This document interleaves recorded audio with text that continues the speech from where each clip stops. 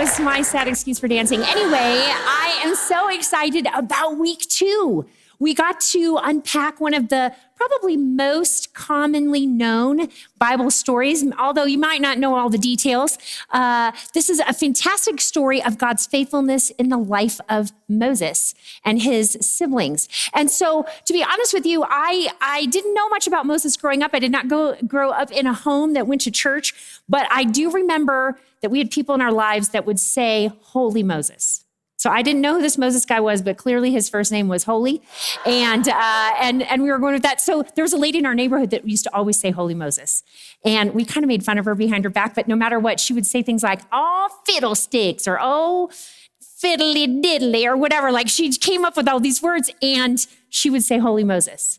And then I went to Bible college and realized Moses really wasn't all that holy. To be honest with you, he had issues to his tissues, just like the rest of us. But I've become that lady. I've become that person that says, fiddly bon diddly. And I'm sure my kids mock me behind my back, but they still want an allowance. So they've silenced it to the best of their abilities. So we get to dive into this story of a holy or unholy Moses, as it were, and his brother Aaron and his sister Miriam. And so let's do the Bible buzz, which again is this like quick articulation of the Bible story. So we're making sure that we're all kind of on the same page. So Moses was born at a really difficult time in history where the Hebrew children, and he and his family were Hebrews, were definitely at odds with the Pharaoh of the time. And the Pharaoh, in concern, had all of the Hebrew boys killed.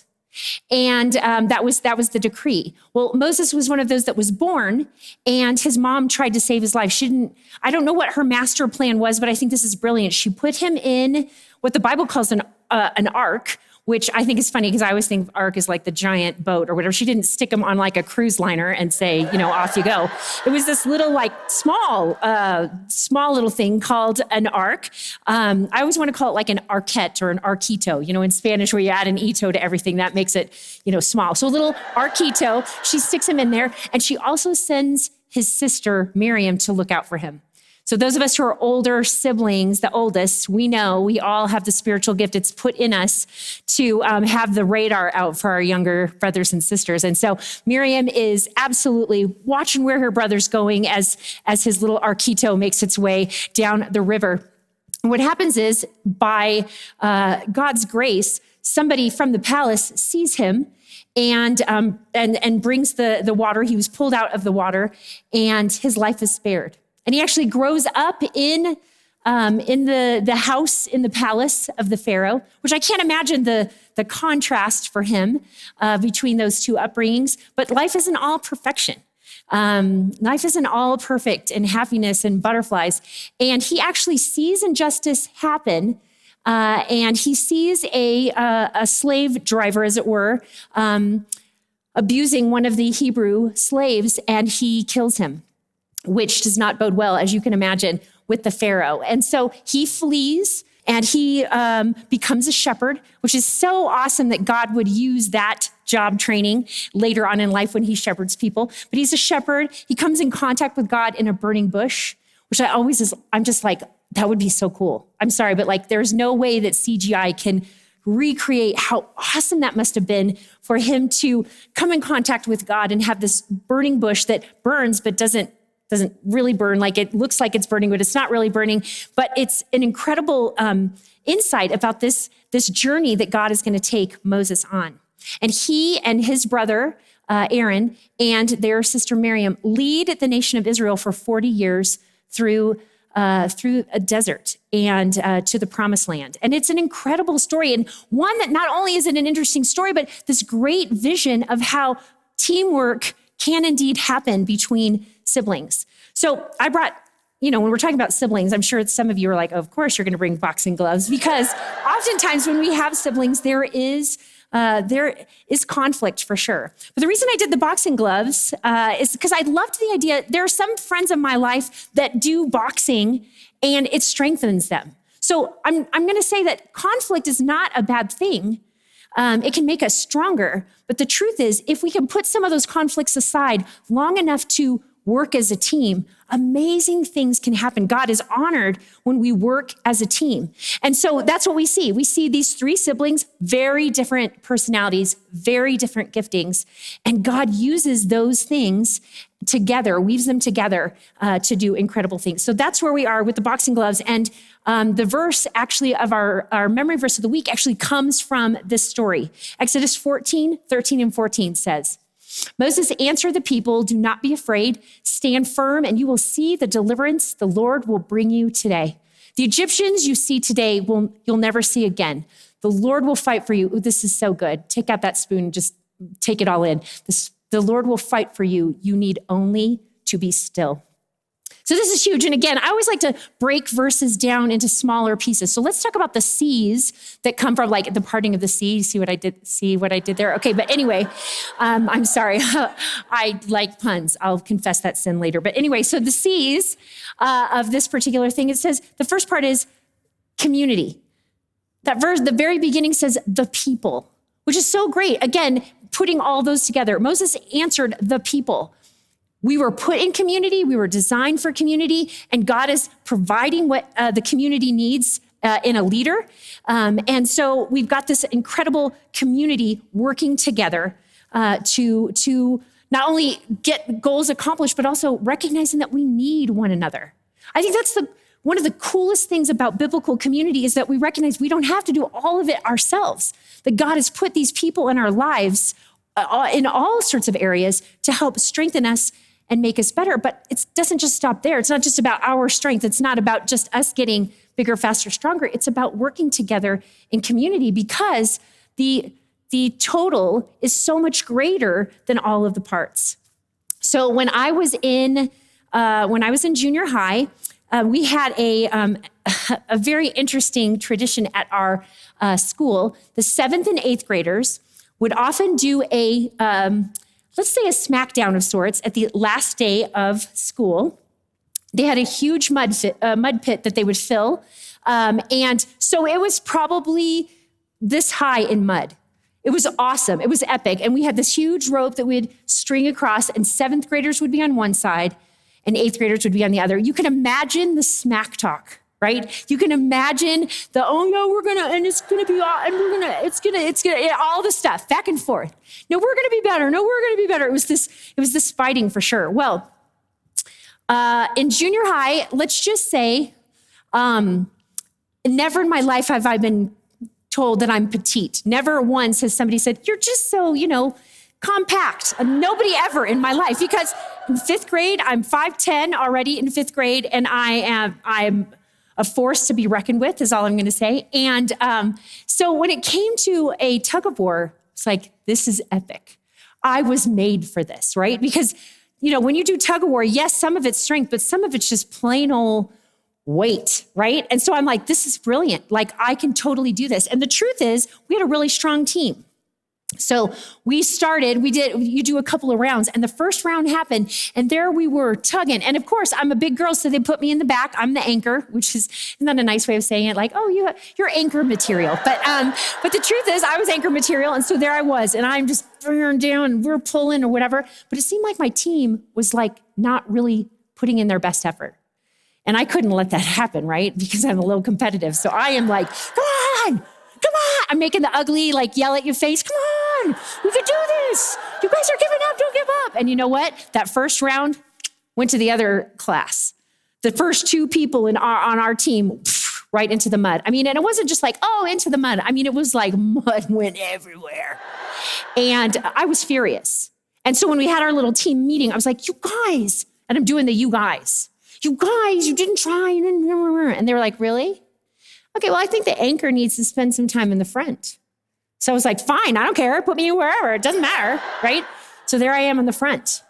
And we go to pull, and my team just lets go. And there I am. Whoo. It was like slow motion. Right?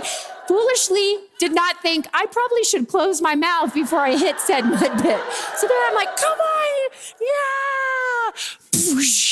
And I have mud in every crevice ever created by the Lord Jesus. I'm a disastrous mess, and I come out of the mud pit and I'm furious. And my team is like, that's what happens when you don't play like a teammate. And I was like, okay, well, as soon as I get this mud out of my mouth, we are having words, right? But the truth is they taught me this really valuable lesson about team. Again, that whole there's no I in team. I get that. But the truth is when we're called a biblical community, it's not just because it brings glory to God, which it does, but it's because we are stronger together. So the first part is community, the people. And then we have the command. It says, stand firm. I love that command. Stand firm. If you think about it, when somebody asks you to stand, that's different than stand firm. Stand firm, you start to employ the use of your whole body.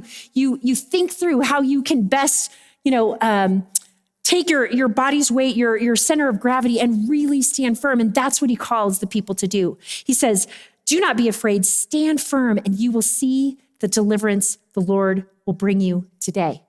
Going back to the boxing gloves, some part of boxing is just standing and waiting for that which is coming. And he tells the people, stand firm. So working together means we remain committed to our decision to trust God.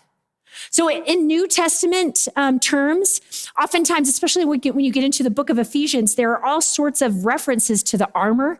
And what I think is so interesting about that is when the Apostle Paul was writing the book of Ephesians to the church in Ephesus, he knew that they all knew how armor worked. And armor was never just put on, you never put your own armor on. It was always like soldiers would help one another put the armor on. It couldn't be done by themselves. But here's the other thing that I think is so interesting.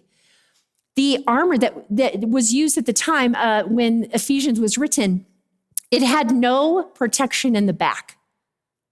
Why would that be? I mean, that just seems foolish. They would have no protection in the back. That seems totally and completely foolishness.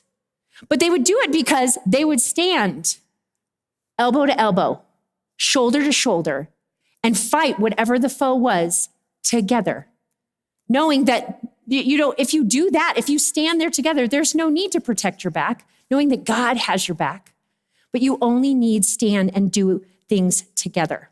So the command is stand firm. The next one is the conquest, which that's a great word anyway. Conquest means victory in love or war. The verse says, the Egyptians you see today, you will never see again. What I think is interesting about the story of Moses is he was a sojourner. He was a traveler. He and Aaron and Miriam, they traveled together. And God gave them this promise, the Egyptians that you see today, you will never see again. And for me, there are times that we work together and things are clicking along, but something happens along the way. That happens with Common Ground, right? We're in it together, we're teaming, we're all standing there, and somebody blows it. Somebody says something they shouldn't. Somebody does something that's disappointing. We make mistakes ourselves. And then we break rank. Then that unforgiveness creeps in and we have issues. And the unity that God has called us to includes the fact that we need to forgive those who've broken rank. We need to forgive ourselves when we've broken rank, when we've made mistakes that didn't work towards teamwork. So the conquest, this promise that God gives is the Egyptians you see today, you will never see again. And even though that's God's battle, he took care of the Egyptians. He was essentially telling them, don't look back. You've got a journey ahead of you. And if we're going to live in Common Ground, we need to remember it's not our job to consistently look back and think about what could have been, what might have been, the relationships that should have happened. But instead, he calls us ahead to a promised land that is worth the journey. When the kids were little, we loved doing really fun birthday parties. At least we thought they were fun. And one year, our daughter Judah, I think maybe she was 6 or 7, we decided to have a Nemo party. So Nemo, the movie Finding Nemo, had just come out. And we thought, oh, this will be fantastic. We'll do a Nemo party. And I had not done any research. This was before Google. So how would you even do research before Google? I mean, how did we live? But we thought it would be fantastic to, instead of having more toys that are plastic and are going to break and, get under your feet, we thought it would be fun to just set up a fish tank and have kids bring fish. Right? So brilliant. So great. First of all, I did not realize that if you introduce too many new fish to a tank, they will indeed die. And that is totally what happened. In fact, one of the people went to one of the local pet stores. Yes, this is a true statement. My kids are still in therapy over it. But anyway, one of the people that was invited to the party went to the local pet store and they were like, hey, we're here and we're just trying to get a fish. And they're like, is your child going to that birthday party with the lady that doesn't know? It's like, yes, the stupid mom who had this fantastic idea. But anyway, so when the fish tank is full, like that first night, it was glorious. Like it was so cool. All of this, I mean, somebody even brought a crab. That was wicked cool. And there was all these fish and this was so great. It was so awesome, right? And I will be honest with you, the next morning we wake up, Scott and I got up early and we went out. And first of all, the crab had crawled to the middle of the living room and died. Oh yeah, no, it was really fantastic. But also she had some floaters. She definitely had some fish that met their maker more quickly than they might have had they not come into our house. And it reminded me of when I was a kid, I also had a fish tank. I should have known better. But when I had a fish tank, I guess the heater broke on it and I did not know this. And one morning I wake up and the fish are gone. Completely gone. Like they're nowhere to be seen. And so I went to my family and I said, does anybody know where the fish are? And they said, no, that's so weird. So we looked everywhere. Y'all, it was seriously, it's like CSI for fish. Like it was the craziest mystery ever. And when we finally moved, we moved the fish tank away from the wall and our mystery was solved. All the fish had stuck to the wall. Right? My mom took a spatula, right? Devastating. So we before Google, we called the pet store and the pet store said, oh yeah, fish are weird. The weird thing is that they would rather jump to their death than sit in water that's uncomfortable. And when your heater died, it got too cold and they would rather, and that's the deal. And we can say, oh my gosh, fish are so ridiculous. And yet we've all been in relationships where people have bailed when things get uncomfortable. People too busy looking back at the Egyptians that God has taken care of and the forgiveness that we need to extend. If you and I are going to be living in common ground community, we need to recognize that, you know what? People are going to make mistakes. We all make mistakes. But that God has not called us to live in unforgiveness. That does not help the dream work at all. That kind of teamwork does not make the dream work. But instead, if we forgive and stop looking behind, we are more equipped to move ahead. And finally, you need only be still. You need only be still. What is our responsibility? I don't think it's inactivity. In fact, to be honest with you, I think being still is terribly active. For those of us who are like super high energy, when my mom would put me in timeout, that was like Chinese water torture. Like that was the worst thing ever because I didn't have anybody to talk to and it was boring and whatever. But when she would tell me to be still, that totally trumped the being in timeout. Because for me to be still was so hard. And yet that's what God has called them to. I will fight for you. You need only be still. And when he said you need only be still, he's talking to the whole group of people there, including Moses and Aaron and Miriam. Interesting thing about their relationship as we dove into the scriptures. So Aaron he's a good guy. He's a good big brother. And Moses was called to lead the people, but Moses was afraid. So what did he do? He said, well, I'm something like that. I think that's pretty much the direct translation. And so Moses was, he gave that responsibility to Aaron. Aaron became the mouthpiece. So their teamwork began when he became the mouthpiece for that which God told Moses. And then you have Miriam. Miriam was the very first worship leader. Like she led the people, led in song. She did all sorts of things. Was their life always beautiful? Did they always get along beautifully? Were they always kind to each other? The truth is no, they were not. In fact, Moses had issues with Miriam and Aaron because they struggled with jealousy, just like our first week in our study. But they chose to come together and really celebrate the other people in there. And they had faith, this combined faith that God would deliver. I think when you and I get stuck in a situation where we are in a relationship where there are differences, whether that's political differences or opinion differences or whatever it happens to be, we have the opportunity to choose unity. We have the opportunity to choose to work together. And we need only be still. When it's difficult, we need only ask God, Lord, give us the unity we need. Give us the insight we need. Allow me the opportunity to see this person and the contribution they can make to this team. This week, our theme has been finding common ground by working together despite our differences. So much easier said than done. It means choosing to work together and focus on the things that unite us rather than only the things that differentiate us.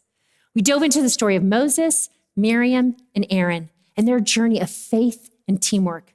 In following their example, we can witness the power of God in our lives and the lives of others. Jesus, thank you for this time. God, thank you for the unity that you call us to. Jesus, thank you that you prayed to your Father, may they all be one, just as you and I are one. God, thank you for that unity that you call us to, but also, Father, thank you for the fact that you give us other people to team up with us, to partner with us, not only in ministry, but in life. And thank you that it makes us stronger and better. Thank you for the example of Moses and Aaron and Miriam. And I just pray, Father, as we journey, hopefully much less than 40 years of wandering in the wilderness, God, may your Spirit lead us on our journey. And as we journey with others, God, may your will be done. In Jesus' name, amen.